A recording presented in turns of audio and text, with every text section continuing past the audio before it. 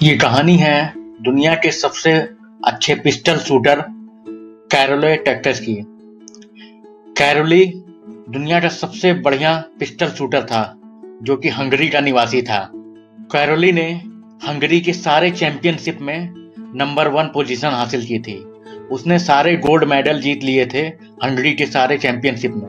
अब कैरोली का अगला लक्ष्य था 1940 का ओलंपिक।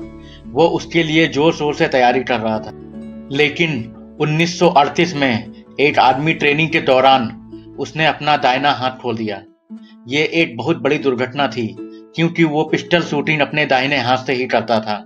कैरोली को इस दुर्घटना के बाद 8 महीने हॉस्पिटल में बिताना पड़ा। उसका दाहिना हाथ पूरी तरह खत्म हो चुका था। उसको लगा कि अब उसकी जिंदगी खत्म हो गई है क्योंकि अब वो पिस्टल शूटिंग नहीं कर सकता। वो पूरी तरह डिप्रेस हो गया और उसने 8 महीने यही सोचता रहा कि अब वो जिंदगी में कुछ नहीं कर सकता। लेकिन 8 महीने सोचने के बाद उसने अपने आप से फैसला किया कि अब वो उसके लिए कभी रोएगा नहीं। कैरोली ने सोचा, उसका दाहिना हाथ चला गया तो क्या हुआ, उसके पास अभी भी बायां हाथ है। उसने सोचा कि जो मैं दाहिने हाथ से कर सकता हूँ वो मैं अपने बाएं हाथ से भी कर सकता हूँ। हो सकता है उसके लिए मुझे उसको और ज्यादा मेहनत करनी पड़े, लेकिन ये संभव है। कैरोली ने सोचा, जो चीज चला गया उसके बारे में रोने से क्या फायदा, जो चीज मेरे पास है मैं उसके सहारे आगे बढ़ूंगा। तो उसने अपने दाहिने हाथ से प्रैक्टिस चालू कर दी।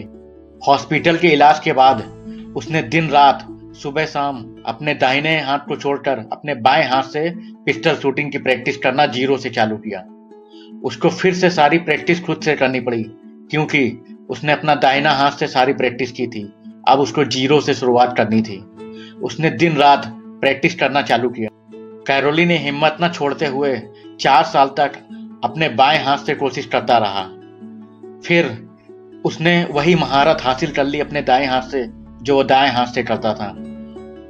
उसने अपना पूरा पावर फिर से हासिल कर लिया। 2 साल दाएं हाथ से प्रैक्टिस करने के बाद वो अच्छा हासिल कर लिया, लेकिन किस्मत को शायद फिर कुछ और मंजूर। इसी बीच वर्ल्ड वॉर 2 के चालू होने से ओलंपिक 1940 का कैंसिल कर दिया गया। एक बार फिर से उसके सपनों पर फिर से पानी फिर गया, लेकिन उसने हिम्मत नहीं हारी। 1940 का ओलंपिक कैंसिल हो जाने की वजह से वो फिर से निराश हो गया, लेकिन उसने इस निराश में अपने आप को बर्बाद नहीं किया, बल्कि उसने अगले ओलंपिक की तैयारी करनी चालू कर दी अपने दाहिने हाथ से। अब वो दिन रात फिर से प्रैक्टिस करने लगा अपने दाहिने हाथ से ओलंपिक 1944 के लिए।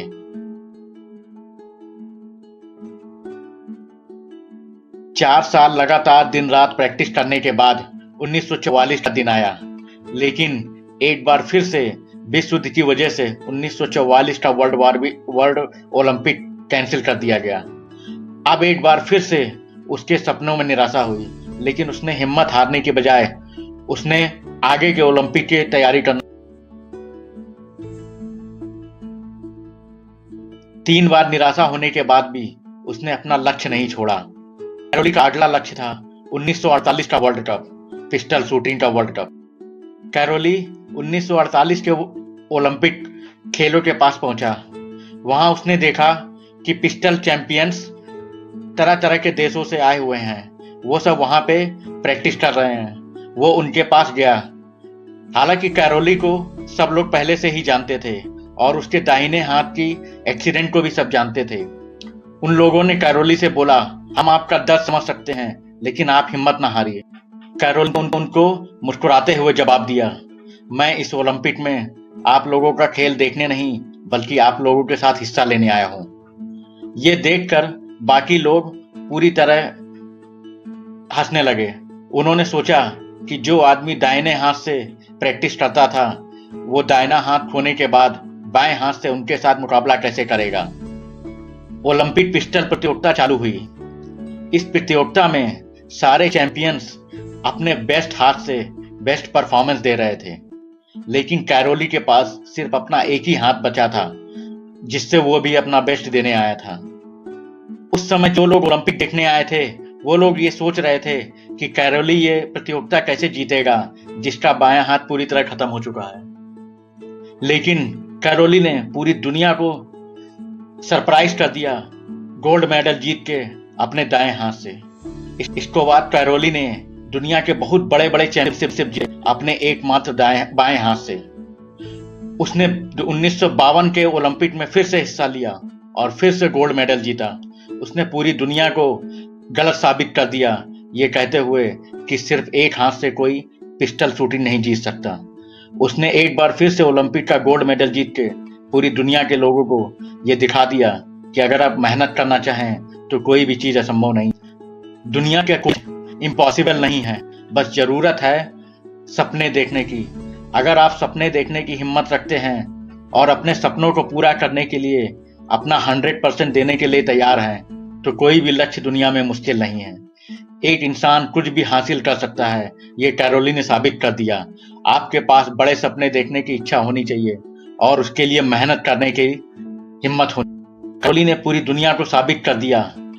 अगर आप दुनिया में कोई बड़ा लक्ष्य पाना चाहते हैं तो सबसे बड़ा लक्ष्य पाने की सपने देखना सीखें और फिर उस सपने के लिए मेहनत करना सीखें। मेहनत करने वालों के लिए कुछ भी मुश्किल नहीं है, असंभव नहीं है इस दुनिया में।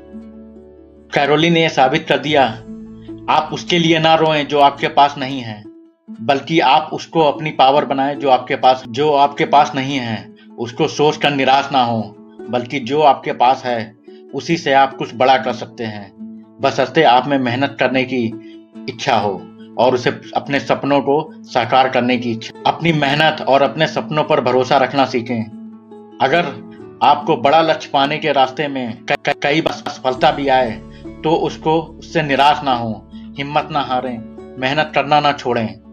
असफलता सफलता की पहली निशानी है।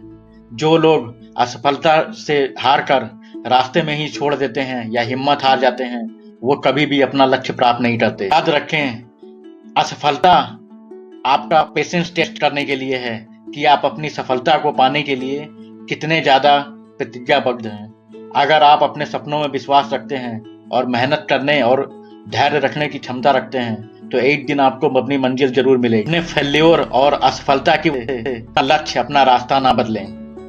सफलता असफलता जस्ट एक इमेजिनेशन है। असफलता आने के बाद भी अगर आप अपना लक्ष्य नहीं छोड़ते हैं और मेहनत करना नहीं छोड़ते हैं तो कितनी भी असफलता आए लेकिन अंत में आपको सफलता मिलेगी। ये बात हमें पता चलती है कैरोली के जीवन की लाइफ से।